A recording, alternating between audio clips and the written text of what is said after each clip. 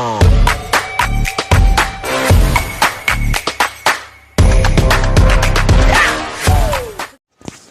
Friends, ఈవేళ మా ఊరి చెరువులో చేపలు పడుతున్నాము. ఈ వీడియోలో చూసుకో. చేపలు అయితే ఈ విధంగా కాటా ద్వారా పంచుకుంటున్నామండి. మినిమం ఒక్కొక్కరికి కేజీన్నర 2 కేజీల చేపలు అయితే మాకు వచ్చాయండి. ఫ్రెండ్స్, మనం చెరువులో పట్టుకున్న చేపలు అయితే వండుకున్నాము. రండి చూద్దాం ఎలాగుందో. ఇదొకటండి రెడీ చేసుకున్నాం. రైస్ పెట్టుకున్నాను, ఒక ముక్క అయితే పెట్టుకున్నాను ఇక్కడ. చూద్దాం ఎలాగుందో. ఓకే అండి, మా స్టైల్లో సింపుల్గా వండుకున్నాము. వంట అయితే మీకు చూపించలేదు ఎలాగ వండమేట అనేది. చాలా వేడిగా ఉంది రైస్. ఓకేండి, దగ్గర చూపించండి అండి.